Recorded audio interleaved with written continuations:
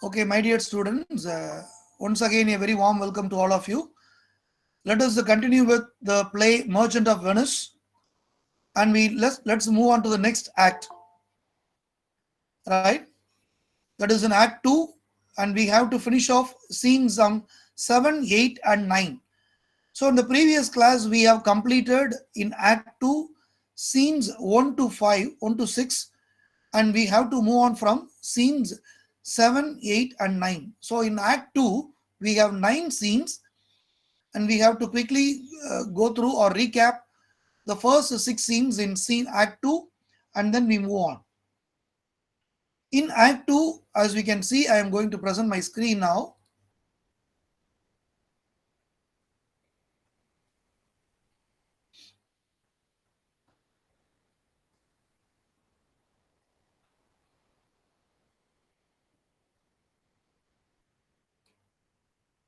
This is where scene 6 starts from Shylock's house, and earlier we have the discussion between Portia and one of her suitors, that is the Prince of Morocco, right?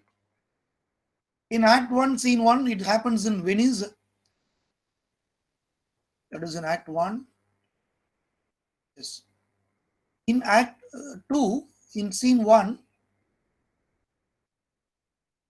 it happens in Belmont. The Prince of Morocco is there, and he has some followers, right? And he requests Portia not to judge by his complexion. And Portia also agrees, and Portia is not much interested about the Prince of Morocco, and he is ready to make his choice of choosing the right casket in order to marry Portia. In scene 2 of Act 2, we come across Venice again.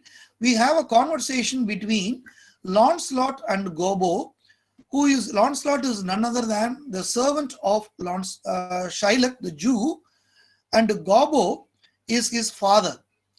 Gobbo is a very old man who is blind, and he wants to find the way to reach Shylock's house. And due to his blindness, he asks Lancelot himself the way to reach Shylock's house. And Lancelot doesn't seem to be much honest. He wants to play games with his own blind father. And finally, Gobbo realizes that he is his own son, Lancelot himself, whom he is talking to for the past few minutes. Slowly he realizes, and it is only in a very casual kind of joke, it is not a serious one, in which Lancelot and Gobbo were having a conversation. That is what we have seen in scene 2 of Act 2. And we also come across scene 3, where in Shylock's house, Jessica informing that Lancelot is about to leave the house since the period of bond is over. Lancelot is now going to be a free man.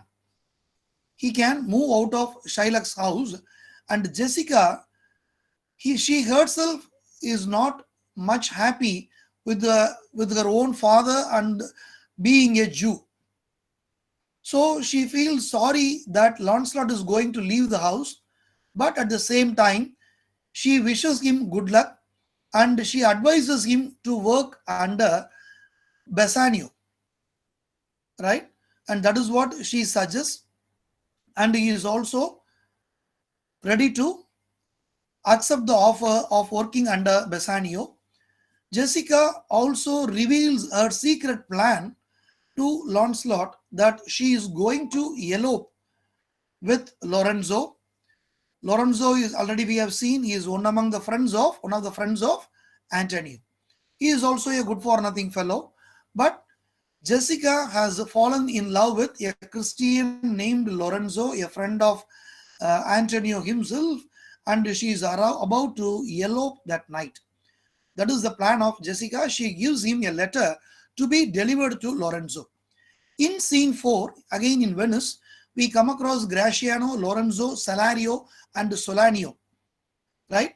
And they have the plans about their supper, in which they are going to meet Lorenzo, Solanio, Salario. All these fellows will be in disguise, and they are going to meet Portia, Nerissa, Shylock's daughter Jessica, and they are going to elope. Lorenzo and Jessica are going to elope. And Graciano, Celanio, they are all going to be torch bearers. Right? That is the plan they are going to have. And before Shylock's house, and in the previous scene itself, he receives the letter from Jessica. Lorenzo understands the plan, and in scene 5, before Shylock's house, Shylock is not much pleased about Lancelot's departure. So Lancelot is about to leave the house since his agreement period is over. He is no longer his servant. Initially, Shylock was not happy to let him leave. But in course of time, Shylock understands, I am not going to make you stay back. If you want to move out, you can freely move out of my house. That is how Shylock gives him permission to move out. And he says, Shylock also reveals his plan in order to lend the money. So in order to lend the money of 3,000 ducats, he has made an agreement for 3 months. And otherwise, if Antonio fails to repay the money within 3 months' time, he may cut off a pound of flesh from his body wherever he pleases. That is what the bond says. And he says, I want to feed upon the prodigal Christian. You can see these lines. That is the real intention of Shylock. Shylock wants to feed upon the prodigal Christian. And Jessica, my girl, please take care of my house. And in this same paragraph, we also come across Shylock had some bad dreams. And in that dreams, he dreamt of money bags. So what is it? His money bags are going to be lost. And they are also preparing for a small mask, a small play. Lancelot, right? They are all going to conspire together. And they are preparing for a mask. And they are all going to gather near Shylock's house. In scene 6, we come across again Venus in Shylock's house. Enter the maskers. Maskers means the actors who are going to perform the masquerade. Mask. M-A-S-Q-U-E. They also have a recent spelling called M-A-S-K. And this is the penthouse under which Lorenzo desired us to make stand. Penthouse is nothing but a shed. That is a projection of a house. Main house will be there, the main building will be there, and there is a projection or annex. Annex means attached building. That is called as a penthouse. So they are standing in the penthouse. They're waiting for the time. They're waiting for Jessica. Okay, Celanio is there. Graciano is here. Graciano is not much interested. Enter Lorenzo. He says, sweet friends, your patience for my long abode, not by and by my affairs, have made you wait. When you shall please to play the thieves for wives, I will watch as long as for you then. Approach, here tells my father-in-law Jew. Oh, who is within? Jessica enters in boy's clothes. Jessica says, who are you? Tell me for more certainty, albeit I will swear, because they are all wearing masks, that I do not know your tongue. Your speech is familiar, but I don't know you. Imagine, she can recognize his speech, but not his face. Lorenzo, I am Lorenzo, and you are a lover.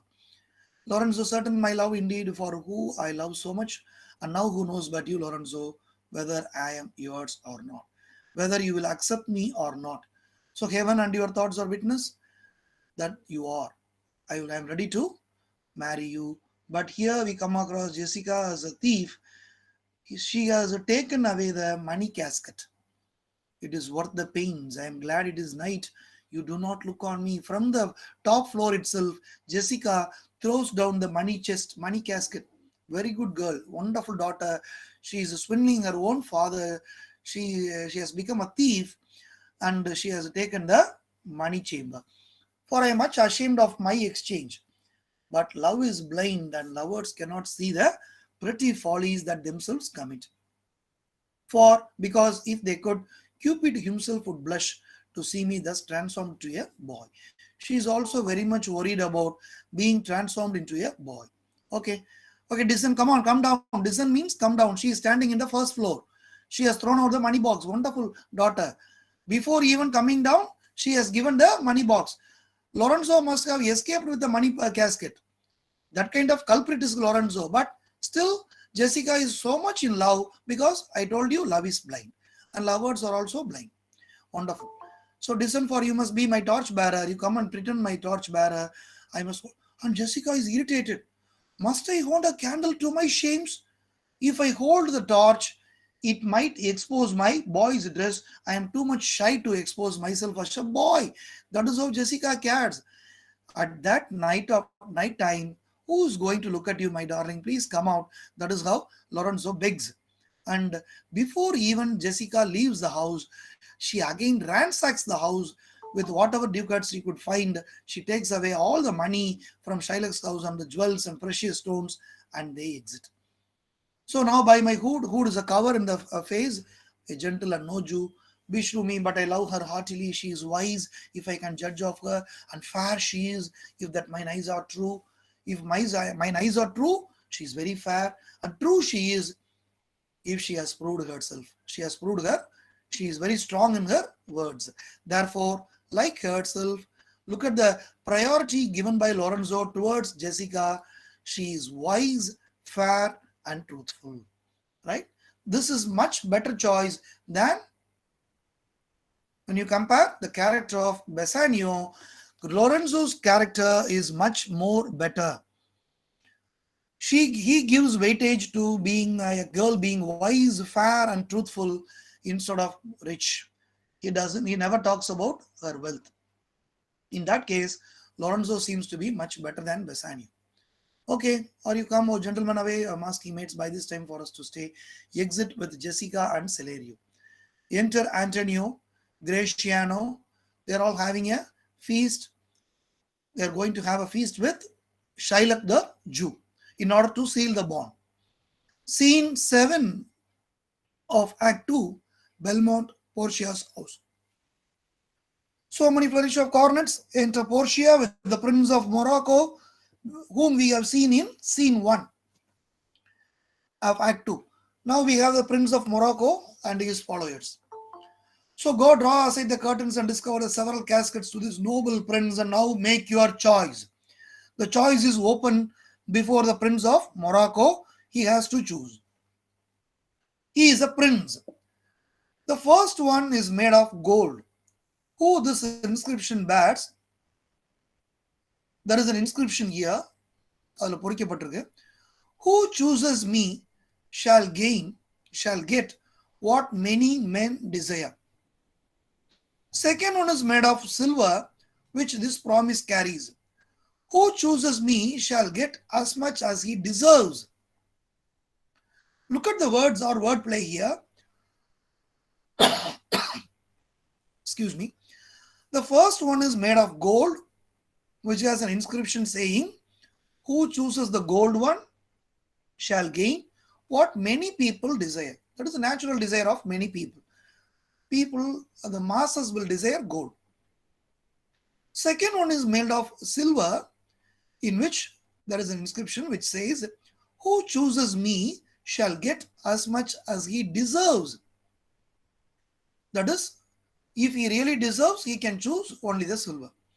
The third one is made of dull lead. It is made of lead with a warning all as blunt. Very clearly, it has a warning or inscription which says, who chooses me must give and risk. Hazard means risk. All he has. This is the third inscription found in the lead casket. So we have three caskets here. One is made of gold. Next one is made of silver. Right? The third one is made of lead. First one, gold will be desired by many men. Silver is meant for people who really deserve what they are. And the third one, lead, is meant for people who are ready to give and risk all he has already. Right? That is the conditions, give or the inscriptions found in all the three caskets. How shall I know if I do the right casket? Portia says, if you choose the right casket, it will contain my picture, Prince Morocco. If you choose that, then I am yours with all. Okay. If he chooses the right casket, that means if he opens the casket, there must be the picture of Portia inside it. That means he has chosen the right casket. This is the condition. Prince of Morocco, some God help me in my judgment. Direct me means help me. Let me see. I will survey these inscriptions back again. What says this leaden casket? Who chooses me must give and hazard all he has. Oh, must give for what? For lead, risking for leaden casket? It is not fair. This casket threatens. It is threatening me. I am afraid. Men that hazard all do it in hope of fair advantages. If you are supposed to take a risk, that means we need to have some advantages, right? For example, you are searching for a huge treasure in the ocean. Even for the case of Titanic, right? We all know Titanic. Titanic actually sunk deep in the Atlantic Ocean. People, so many search teams went in search of the Titanic ship. Why? Do you know why? They want to get the jewels and other precious things from the ship. For that, they spent millions of dollars. Why do they risk it? Because for advantages. There may be the wealth hidden inside of Titanic ship. So they are ready to, so they want to risk the trip of getting deep into the Atlantic Ocean to rescue the ship of Titanic to get some valuables. Otherwise, they don't risk money. Am I right or not? Right? So people are ready to spend so much of money in order to take risk. They are ready to take risk because they can become rich if they get the treasures from the ocean. That is the idea. Okay. So for a leaden casket, I am not supposed to take any risk. He says, I am not going to risk for the sake of a leaden casket. Okay. So this casket is threatening me. I am not ready to take any risk. A golden mind stoops not to shows of dross. I will then nor give nor hazard aught for lead. What says the silver with her virgin hue? Silver has its own brightness. Naturally, silver has its own brightness. So it is a natural color of silver. Okay, let me choose silver. Or what is the inscription given here? Who chooses me shall get as much as he deserves. As much as he deserves? Wait, here, Morocco, and weigh your value with an even hand. Estimate yourself. Who are you? You are a prince. If you best rated by the estimation, you does deserve enough. And yet enough may not extend so far as to the lady. I am not an ordinary person. I am also a prince. She is a very rich lady, but I am not much inferior to her. I am also equally rich. And yet to be afraid of my deserving were but a weak disabling of myself. So as much as I deserve, why that is a lady. So lady is not an ordinary girl. I am going to deserve the lady. I deserve this lady. The lady is not an ordinary lady. She is fair, intelligent, and extremely beautiful, right? I do in birth deserve her. That is, he is also a prince. He deserves marrying Portia. And in fortunes and graces, in qualities of breeding, matching in birth, very important. How marriages are made. Look at here. This is how generally marriages happen. Birth, right? Number 2, fortunes.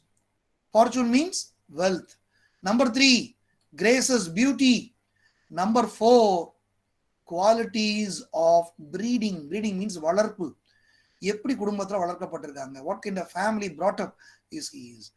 Please remember, this is a very beautiful and important message given by Shakespeare. How to choose your life partner, right? This is usually happens by birth, fortune, grace, and qualities of breeding. Give weightage to all these things. And very important thing is character. But more than these, in love, I do deserve. There is a 5th element also. I am also equally madly in love with her. So I deserve to marry Portia. What if I stayed no farther but chose here? I'm not going to wait anymore. I'm straight away going to make my choice. Right? Let us see once more the saying engraved in gold. Who chooses me shall gain what many men desire. Right? What many men desire? Why, that's the lady. There are so much of competition to get Portia's hand. So he understands that the inscription actually refers to Portia herself. What many men desire is nothing but the lady herself. All the world desires her. She is so beautiful.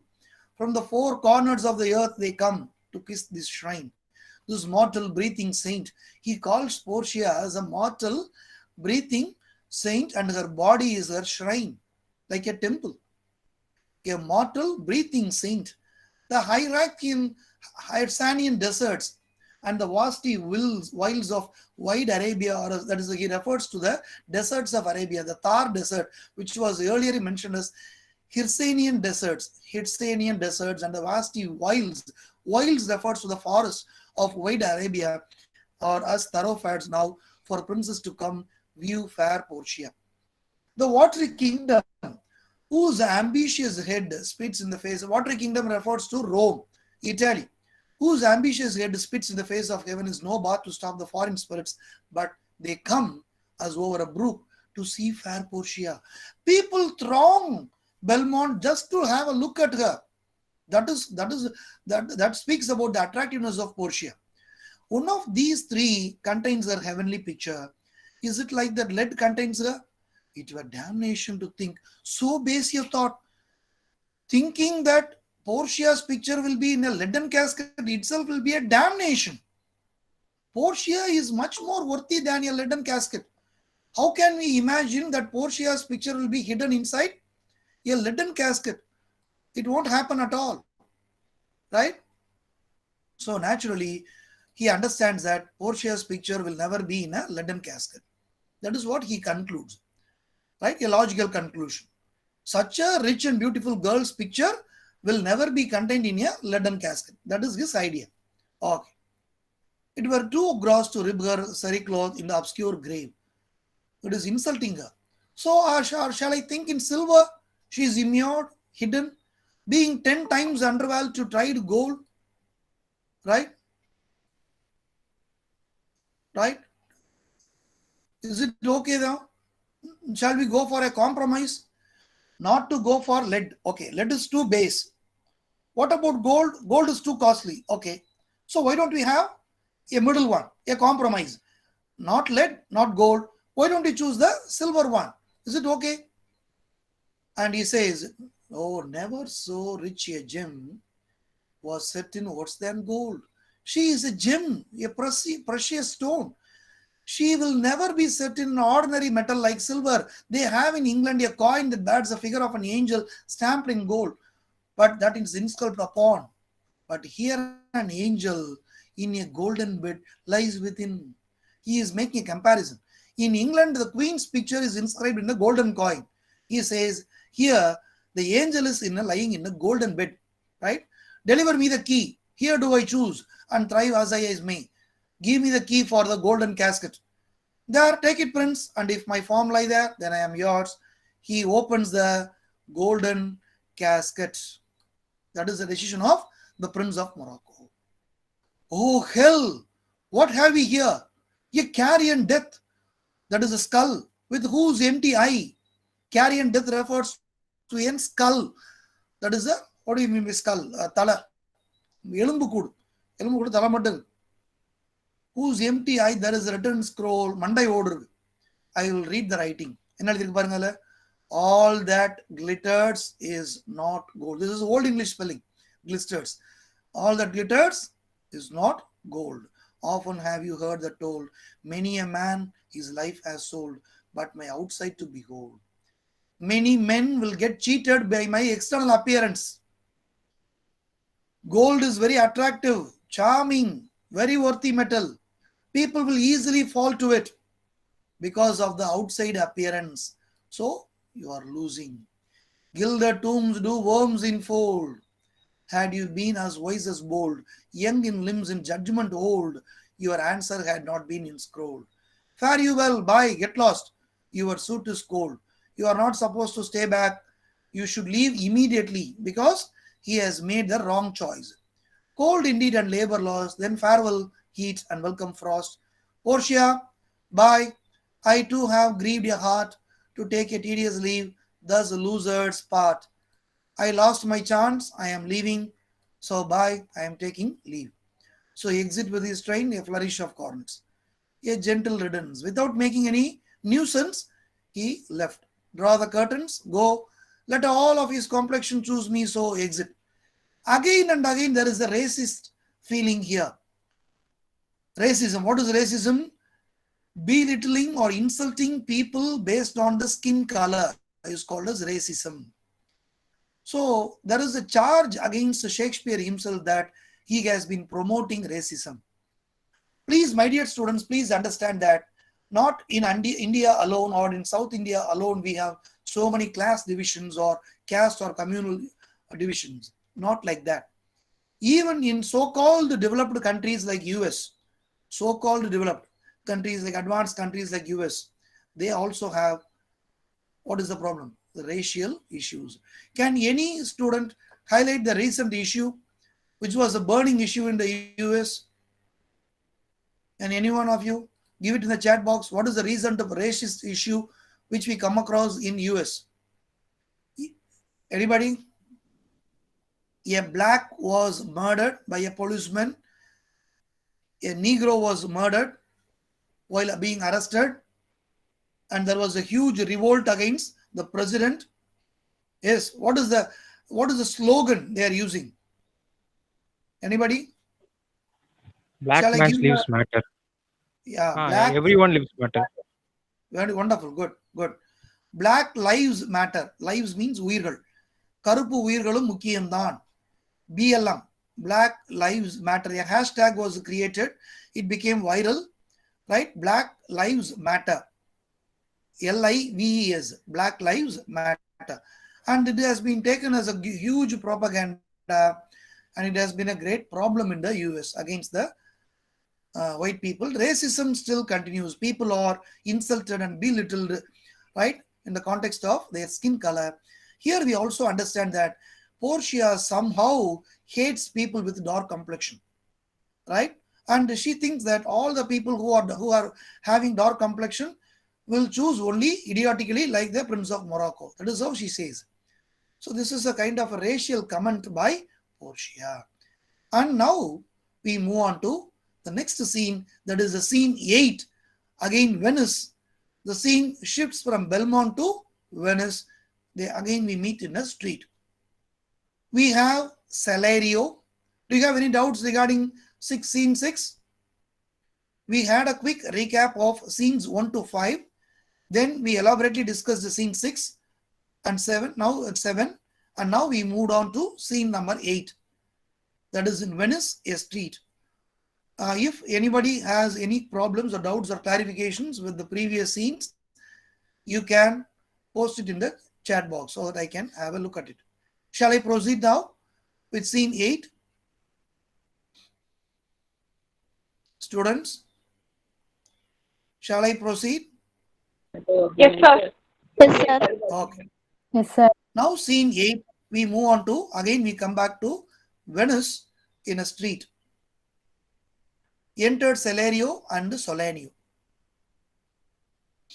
Salerio, why man, I saw Bassanio under sail. Bassanio is leaving in his ship. With him is Gratiano. So who are traveling? Bassanio and Gratiano are traveling. And in their ship, I am sure Lorenzo is not traveling with them. Lorenzo is planning to escape with Jessica. He is having some other plans. Okay. The villain Jew with outcries raised the Duke. There is a report given by Solanio here, that is, they call Jew as a villain Jew. Look at the words of Solanio. Even they want to borrow money from him, but they call him as the villain. The villain Jew with outcries, outcry means crying in the roads, raised the Duke. He has given a complaint to the Duke, who went with him to search Bassanio's ship. So Shylock thinks that his daughter Jessica and Lorenzo are eloping in Bassanio's ship. So he made the Duke give a searching order, search warrant of the Bassanio ship. But what happens? He came too late, the ship was under sail, but the Duke was given to understand that in a gondola is a small ship, were seen together, Lorenzo and his amorous Jessica. the Duke was given a report that in a gondola is a small ship. It is not the same ship where Bassanio and Gratiano are traveling in a separate ship. So there is a report given to the Duke that in a gondola is a small Tony Marukudi ship, boat. Seen to Lorenzo and his desirous amorous means attractive Jessica. Besides, Antonio certified the Duke they were not with Bassanio in his ship.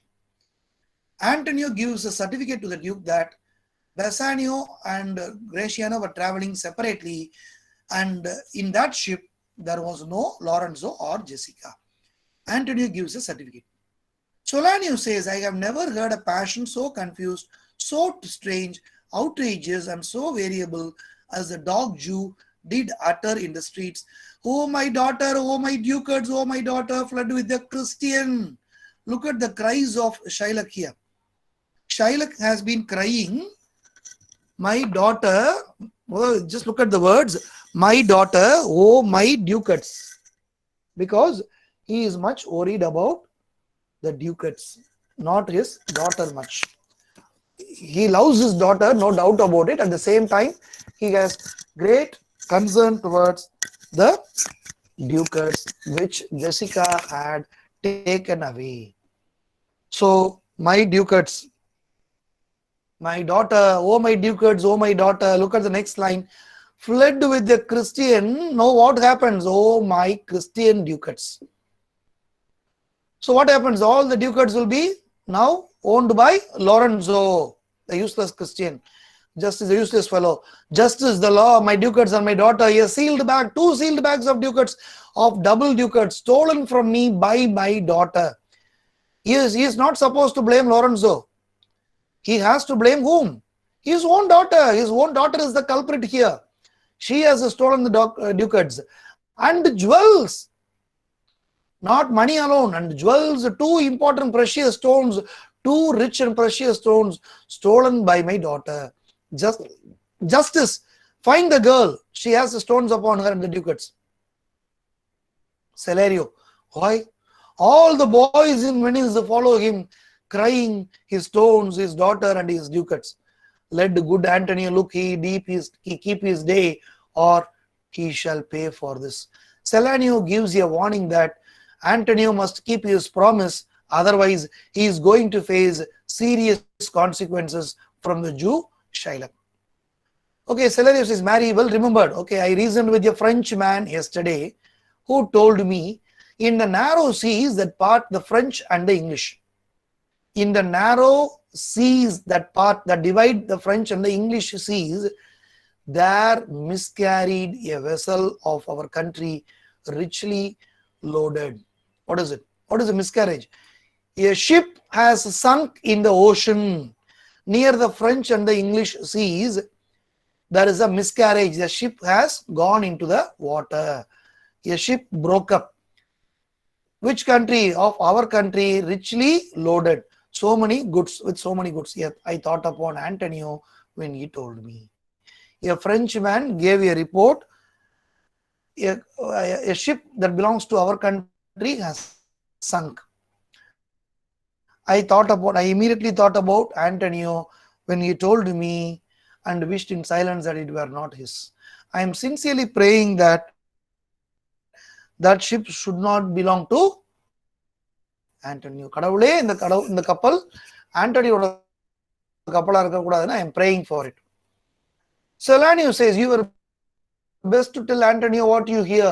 நீயே போய் சொல்லு. Yet do not do it suddenly. It may grieve him. It may give you a shock. Open up very slowly. Break up very slowly. Give the news, but not too much in haste. Give it slowly, right? You were best to hear what you hear, and Celanio says, a kinder gentleman treads not the earth. I saw Bassanio and Antonio part. Bassanio told him he would make some speed of his return. He answered, do not so. That means Antonio says, you need not come back in a hurry. Slubber not business for my sake. Don't spoil your business, Bassanio, but stay the very ripening of the time, and for the Jews born which he has of me, not enter into your mind of love. Look at the advice given by Antonio to Bassanio. Don't ever think about my bond when you are with your lady love. Be happy and employ your chiefest thoughts out to courtship. Choose and such fact.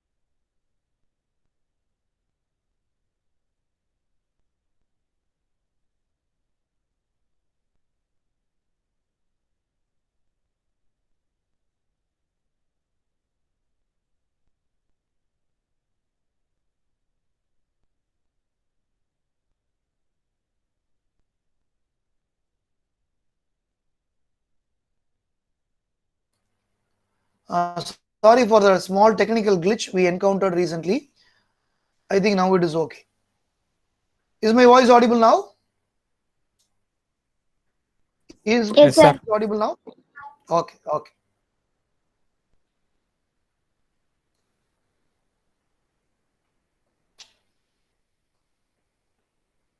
Sorry, not this one.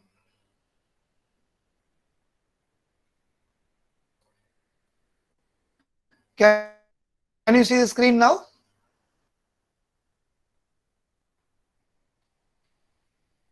Can you see the screen? No, Can you see the text? no, sir. Anybody? No.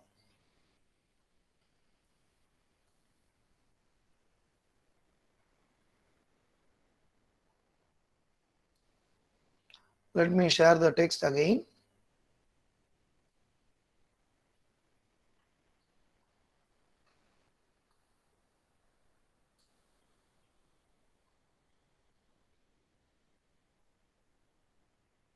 Yes. Now can you see the screen text now? Can you see the text now? sir. Is it okay now? Yes, sir. Yes, sir. Okay.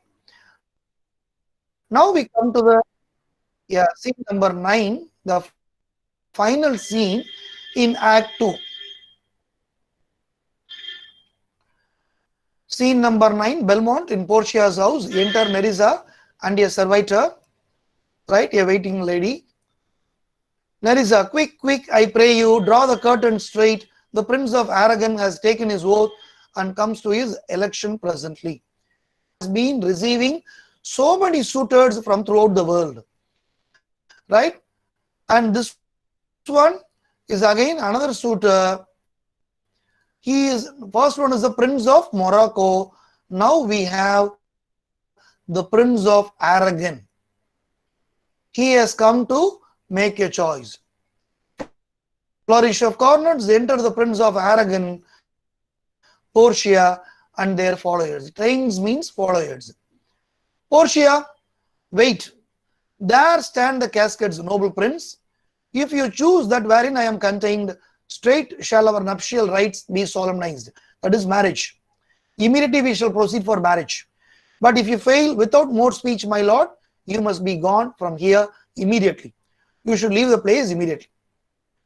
I am enjoined by oath to observe three things. First, never to unfold to anyone which casket it was I chose. Anyone, what was his choice. If I fail of the right casket, next thing, if I fail of the right casket, never in my life to woo a maid in way of marriage. This is a serious condition.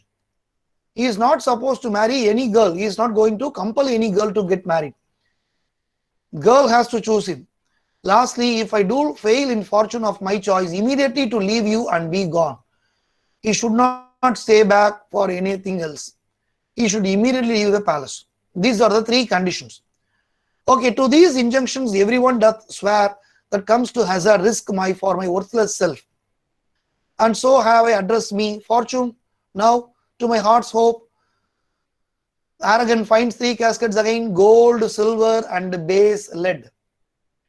Who chooses me must give and hazard all he has. You shall look fairer before I give or hazard. What says the golden chest? Let me see. Who chooses me shall gain what many men desire. What many men, that many may be meant by the fool multitude. This fellow is little intelligent. He says, I am not going to cheat by the word many. So, Portia is a unique girl. She is not supposed to be chosen by many. That chosen by show not learning more than the fond eye does teach. I am not going to get cheated by the looks, which prize not by the interior, but like the martlet. Bills in the weather on the outward wall, even in the forts and the road of casualty.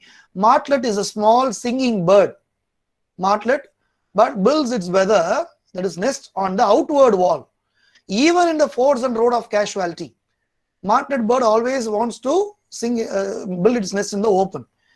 So I will not choose what many men desire, because I will not jump with common spirits and rank me with barbarous multitudes. Why? Then to you, you silver treasure house, tell me once more what title you does bear. Who chooses me shall get as much as he deserves. And well said too, for who shall go about to cozen fortune and be honorable without the stamp of merit? Let none presume to wear an undeserved dignity, or that estates, degrees, and offices were not derived corruptly, and that clear honor were purchased by the merit of the wearer. So, this Prince of Aragon gives weightage to the concept of deservance. So, I am going to choose the silver one. I deserve it. How many then should cover the stand bear? How many be commanded that command? How much low peasantry would then be gleaned from the true seed of honor, and how much honor picked from the chaff and ruin of the times? To be new vanquished. To my choice, who chooses me shall get as much as he deserves. I deserve, that means he believes in hard work. I believe that I deserve to get married to Portia. I will assume desert. Give me a key for this and instantly unlock my fortune here. The Prince of Aragon chooses the silver casket. Portia, in an aside, she says, too long a pause for what that which you find there. Just open it and find out. What is here? The portrait of a blinking idiot. What was the picture we found in the golden casket? A skull. Right? A dead man's skull. Now in the silver casket, we find a portrait, a picture of a blinking idiot, a fool, a clown, presenting me a schedule. I will read it. What is it? How much unlike are you to Portia? How much unlike my hopes and my deservings? Who chooses me shall have as much as he deserves. Did I deserve no more than a fool's head? Is that my prize? Or my deserts no better? So he was totally disappointed. Aragon was totally disappointed, and he leaves. To offend and judge are distinct offices and of opposed natures. I don't mean to offend you or to judge you. I have no choice at all, because it is my Father's will. Okay, what is here? The fire 7 times tried this. 7 times tried the judgment is that never did Jews amiss. Some there be that shadows kiss, such have but a shadow's bliss. There be fools alive. He was silvered over, and so was this. Take what wife you will to bed, I will ever be your head. So be gone, you are sped. Still more full I shall appear by the time I linger here with, but I go away with two, sweet adieu, I will keep my oath. Patiently to bear my wrath, he exit with his followers. Prince of Aragon also chooses the wrong casket, that is the silver one, he leaves. Now Portia gets totally dejected. She says that, thus has the candle singed the moth. That means, what is the image here? Can anyone explain this line here? The candle singed the moth. What do you mean by candle that shows light, the fire? The moth, you might have seen the insect called moth. The moth seems to be a dull kind of creature which can be found active only at night times. It is like an ordinary butterfly. They all belong to the same species. Moth, M-O-T-H. It has a very small butterfly-like body, but unattractive. Butterfly will be very attractive with so many colors, but moth will be having dull colors, brown or black colors. They will be blind in the daytime. They can be found or sitting on the walls in the houses. We can touch them. They are very soft and delicate. They are blind. They won't fly away in the daytime. They have visibility and poor visibility at night time only. And these moths will be attracted to candle lights. That is the idea Shakespeare wants to convey here. These fools, she calls them as fools, deliberate fools. The moth fully knows that it is going to die if it enters the candle. The candle light will burn the moth, but still the moths will be attracted towards the candles. They cannot resist the temptation. Like that, these fools can be also compared to moths. When they do choose, they have the wisdom by their wit to lose. Right? They are not intelligent people at all. The ancient saying is no hearsay. Hanging and wiving goes by destiny. So marriage and death, hanging and wiving, getting married, goes by destiny. Very important thing. We don't know when we are going to die and when we are going to get attacked by our wife. We don't know that. Nobody can predict it. Come, draw the curtain, Nerissa. Enter a servant. Where is my lady? Here, what would my lord? Madam, there is alighted at your gate a young Venetian, young man from Venice, one that comes before to signify the approaching of his lord, from whom he brings sensible regrets, to wit, besides commends and courteous breath, gifts of rich value. He is carrying gifts of rich value, yet I have not seen slightly an ambassador of love. Nerissa, the servant maid of Portia herself, considers Bassanio as an ambassador of love. A day in April never came so sweet. We people in South India, we are afraid of April, May and June. But those people in the Western countries, they enjoy the summer. So a day in April never came so sweet, to show how costly summer was at hand, as this fourth spurrer comes before his lord. Portia, no more, I pray you. I am half afeared thou will say anyone, and he is some kin to you. You spend such high day wit in praising him. Come, Nerissa, for I long to see quick Cupid's post that comes so mannerly.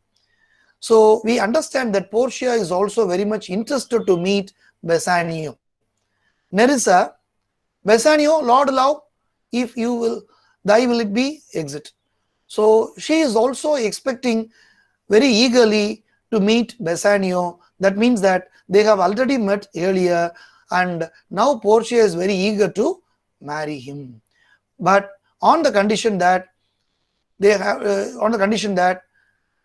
Bassanio has to choose the right casket. That is the condition. So there is no chance that she cannot marry Bassanio straight away. She has to marry him only with the proper permission, or the will permits. He has to choose the right casket. That is the condition he has to follow. So now, my dear students, we have come to the end of Act 2. We had a revision of all the 9 scenes, and we also had the casket scenes in which the Prince of Morocco failed to choose the right casket. He has chosen the golden one, and that turned to be a wrong one. And we also had another suitor named Prince of Aragon. He also made a wrong choice. That is, he had chosen the silver casket. Again, it was a wrong choice. Again, he failed in his attempt.